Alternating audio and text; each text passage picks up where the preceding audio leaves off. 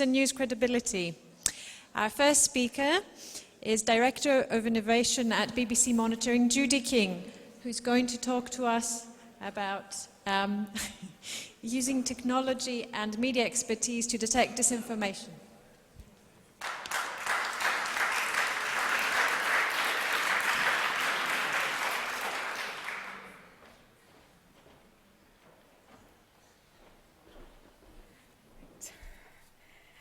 Morning, everyone. So I'm Judy. I'm from BBC Monitoring. It's a real pleasure to be here on a Saturday morning.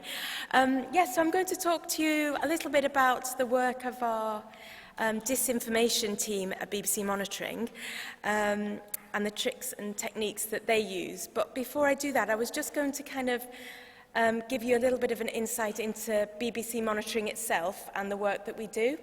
I've got a little video. Hope it's going to work.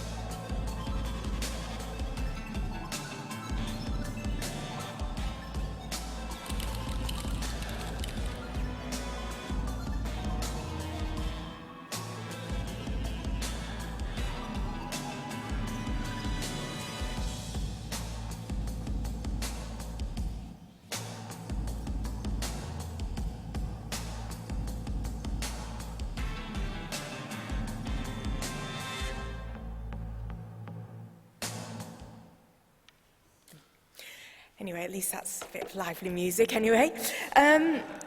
So we were set up 80 years ago. Actually, we've just celebrated our anniversary. And our focus is on understanding and reporting on what media around the world are saying. We do that to inform the BBC's reporting. We also provide a service to users in the UK government and to commercial organisations. So our focus is we look at broadcast as well as online and social media. We are embedded in the heart of the BBC News in London, and we have about 200 journalists, multilingual journalists who work for us, about 100 in the UK and a similar number in 13 offices around the world. Our journalists typically speak multiple languages, and they have a deep understanding of the media environments that they monitor. So it's our job to really understand and to navigate media ecosystems around the world, to find news and to spot disinformation. So these, I've got a couple of examples now just to kind of bring that to life.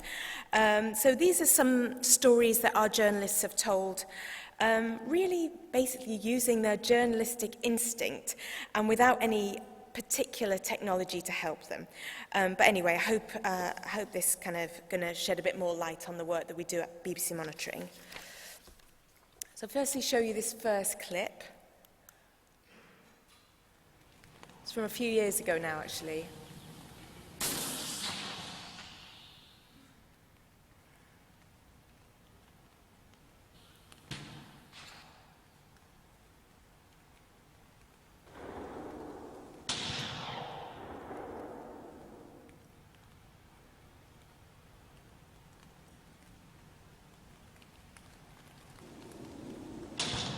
So you can see that helicopter coming down. So this clip was spotted by one of our journalists in our Russian team, and it was said to show It was said to show footage from eastern Ukraine, but there was something about it that just didn't ring true to the journalist who found it circulating on the web. So he did some digging, and then this is what he found.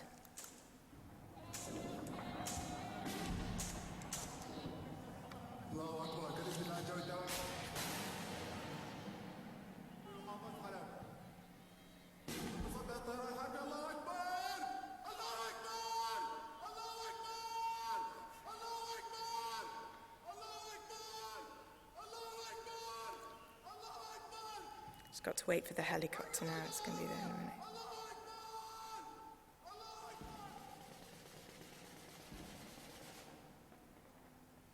So there we go.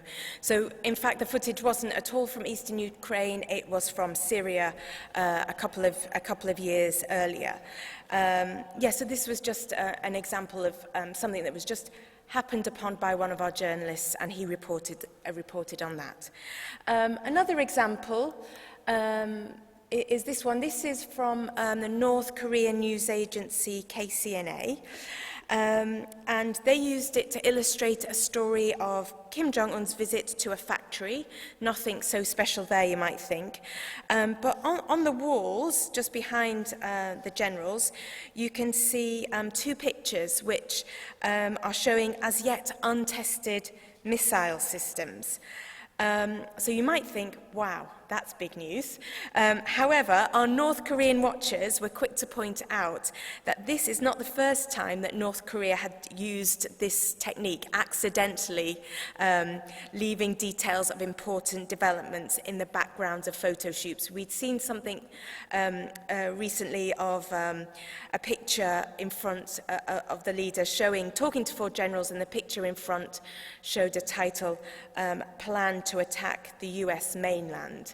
So this is something that is definitely done, whether by accident, on purpose, who knows. But what our North Korean watchers are often on the lookout for is not what's shown on North Korean media, but what isn't shown. So recently they noted that at air shows that were traditionally shown on North Korean TV, the MiG-29 fighters weren't shown in the air, they were just shown on the ground. And so that could be an indication that North Korea doesn't have the spare parts to keep them flying. Anyway, so that's another example of the type of work our journalists do. And then the last example is this slide, just illustrating the importance of knowing your sources. In the world of disinformation, our knowledge of who is behind a particular source, the reliability of source, and its impact on an audience is more important than ever before. It's the thing that all our users of our material ask us most about. Who's looking at this material? Who's behind a particular source? So all our journalists around the world are experts in the media environments that they study, but perhaps our thematic jihadist media team have the toughest job, really, of keeping track of sources as they come online. So this compilation is just a small illustration of this challenge. So yes, they often, so for Islamic State, Telegram is the medium of choice, at least at the moment, for distributing propaganda, but barely a day goes by without other minor messaging apps coming on stream that they will then, often only briefly, but they take advantage of. So they also release their own apps, and this illustration at the bottom, this snapshot at the bottom, shows an app that was designed by Islamic State aimed at teaching children to read and write Arabic. So there we go. So I hope that gives a little bit of a flavour of how monitoring traditionally has gone about its work, really, by really just allowing our journalists to immerse themselves in the media environments that they cover. And as you can see, we've been tracking disinformation for many, many years. We were tracking so-called fake news before it became even a thing. But a year ago, we took that to the next level, and we introduced a small, call them a centre of excellence for disinformation in monitoring, a small disinformation team. So the idea is that we can then do a lot more to develop our journalist expertise in this area. Yes, so they're made up just 3 people. They have different language specialisms themselves. Olga focuses on Russia, Cheyenne on Iran, and Alistair has a particular focus on North Korea. But they also work collaboratively with our journalists around the world to tell stories about disinformation. They also work closely with other colleagues around the BBC who are specialising in this area. I'm sure you've come across the BBC's reality check team, the World Service Language Africa Eye. We also have a UGC hub and BBC Trending. All of those people work in this area, and we collaborate frequently with them. So what the great thing about having this specialist team has enabled us to do is really to go beyond our traditional methods of keeping track of the world's media, but looking at what we can do to kind of take advantage of often free-to-use verification tools to help with our work. So they use tools of the trade. So mainly these tools, InVid in particular, but also Amnesty's YouTube data viewer for keeping track for looking deeply into media video pieces. So just a couple of examples to talk about that. So this is a story my colleague Cheyenne actually wrote about Kashmir earlier in the summer. So this video here had 131,000 views, which claim that the Indian army was burning houses of Kashmiris after India revoked the territory's autonomy. But in fact, the team was able to uncover that the video actually shows a fire incident in North Kashmir from March 2018, so not at all connected with events in the summer.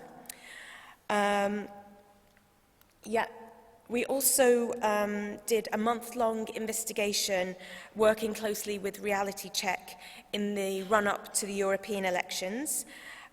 These 2 videos here were widely shared during the campaign. The first one there claimed to be Muslim migrants rioting in Rome in May. In fact, it was filmed during a protest by hundreds of Muslims against the protests of a makeshift mosque in Italy back in October 2016, so in no way connected to the election. The second one was supposed to show French President Macron being attacked by protesters, being an egg thrown at him as part of the campaign trail. In fact, it was also from a completely separate incident when he was economy minister again in 2016, so not at all connected to the European elections this year. The team also, no, we're not going to talk about those. The team also use free-to-use tools as well to look at images. I'm sure all these are familiar to you, so I won't go through them, but it really has enabled them to develop expertise in how images are manipulated and then how they're shared, and to track that online. Again, a couple of examples of where this sort of technology came in handy. So these are examples of how we've debunked images for the BBC's reporting. The meme on the left was widely shared on Italian social media during the recent European election campaign. It claimed the centre-left Italian Democratic Party leader had said he would allow 800,000 Libyan refugees into the country if his party won the election. The party then confirmed to the BBC it never said such a thing. The other picture, the meme, was tweeted by an Indian wrestler. I was really interested to hear the talk yesterday about fact-checking in India and how the use of celebrities in sharing fake information. So this one was tweeted by an Indian wrestler and was supposed to be a before and after comparison of the Kashmir Civil Secretariat building. Oops, sorry, not gone to on. Oh, I've missed? Oh, no, it's there. There, that's one. The one with the flag. Yeah. Yes, so the top, the bottom image was supposedly after the announcement. But anyway, it was tweeted more than 700 times and liked nearly 8,000 times. But when you look into the, when you use verification tools to look into the images, you can see that actually it's just been photoshopped. It's the same picture on the same day with the same cars and the same people. Highly unlikely to be just a coincidence. And then the team really have kind of taken us to a different level in terms of using open source tools to investigate investigations or to verify content. There's a whole range here.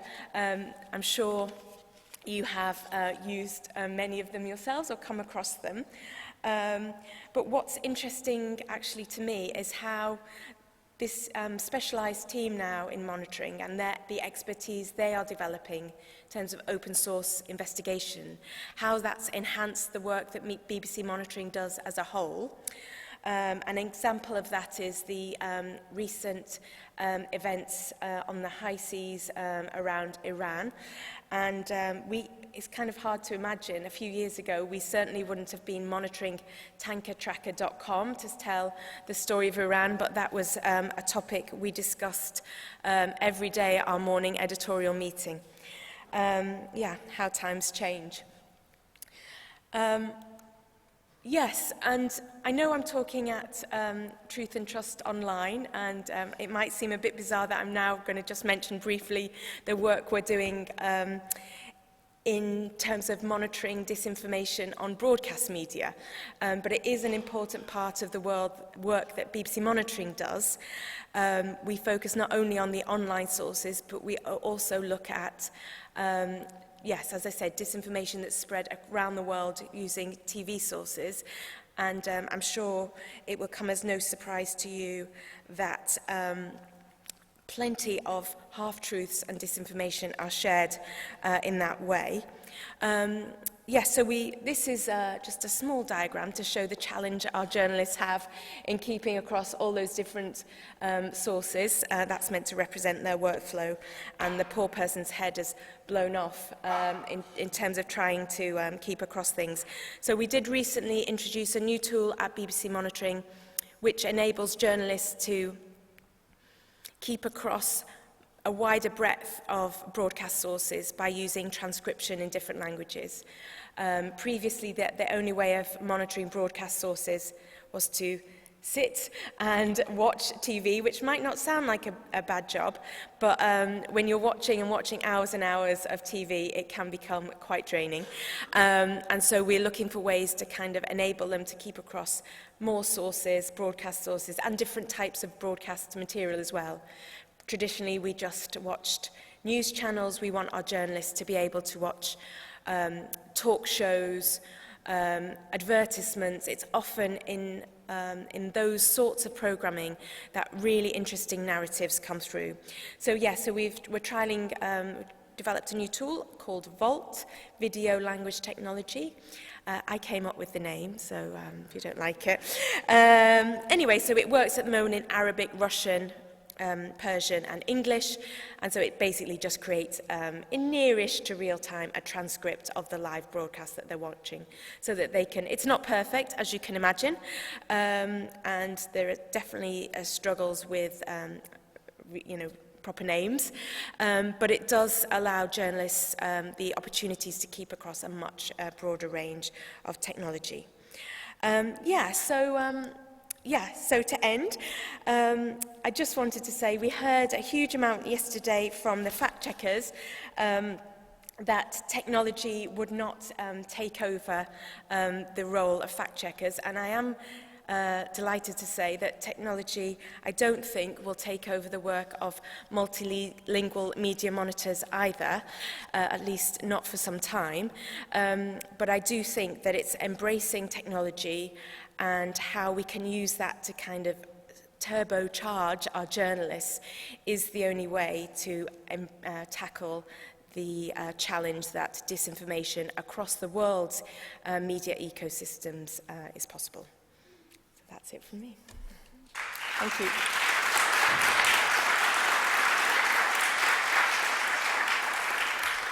Indeed, thank you very much, Judy. Are there any questions?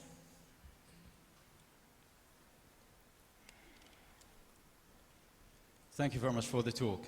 You've mentioned half-truths or disinformation, if I got you correctly.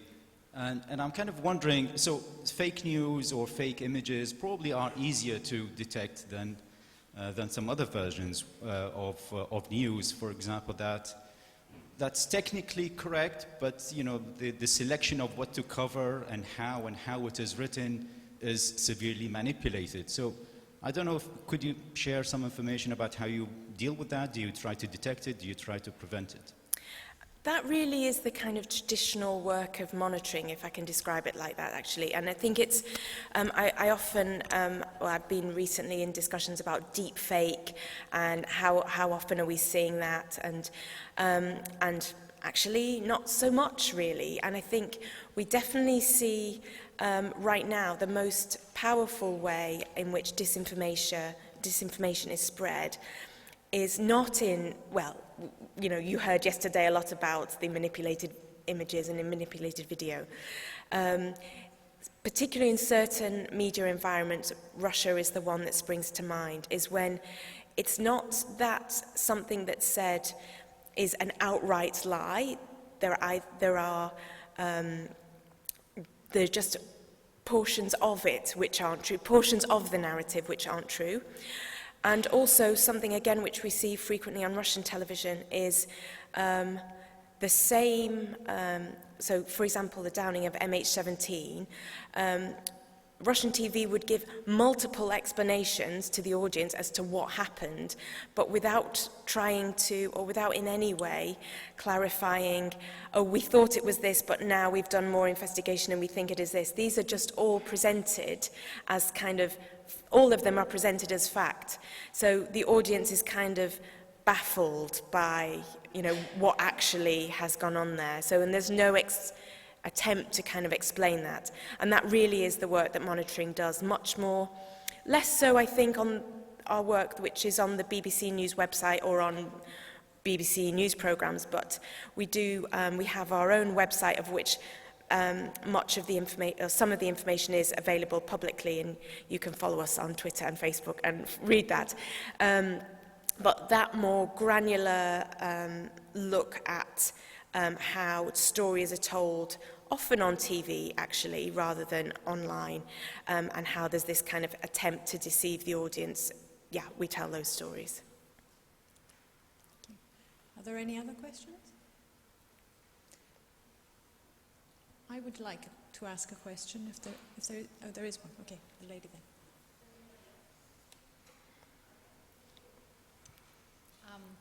Well, thank you so much, Judy. Lots of questions. So the BBC has such a long history of sort of being embedded in so many countries and has built sort of a wealth of immersion journalism, as a term that you used earlier, which, you know, we just used to call foreign correspondence. I guess two questions. One is, as the business model for this is broken down in every country that doesn't have publicly funded media, what do you think is the sort of long-term trajectory? Is the BBC staying committed to this? What does the political supporting structure for this look like in the current UK? And then the other question is BBC monitoring actually an attempt at monetizing this? Since you're behind, is it a paywall, or I couldn't figure out from the website right now? Could you talk a little bit more about that? Yeah. On the first point, I'm not sure, I'm 100% sure, so please challenge me. So absolutely the BBC is committed through the World Service. Monitoring is part of the World Service Group, and BBC World Service, as you said, reports in many different languages around the world, and that is growing thanks to additional funding. So there is no desire to kind of move away from that. And recently, BBC Director General Tony Hall has spoken at various opportunities to talk about the role that the BBC wants to play in collaboration with others to help tackle disinformation in a variety of different ways. And one of those ways is through spreading media literacy programs, working with partners in different countries to help kind of spread that approach, so that you know, empowering audiences to understand the media that they are watching and consuming. Does that answer the first question? The second question, yeah, so monitoring is funded 80% by the licence fee, and by the BBC's licence fee, and 20% has to be raised by commercial income. We have always been more a B2B part of the BBC, as opposed to direct to audiences, although you will see us you'll see our journalists on various BBC programmes. Yes, but yeah, so it's all our material is aimed to support BBC journalists. It also feeds into UK government, and if people want to buy our service, they can do. Let's thank the speaker once again. Thank you.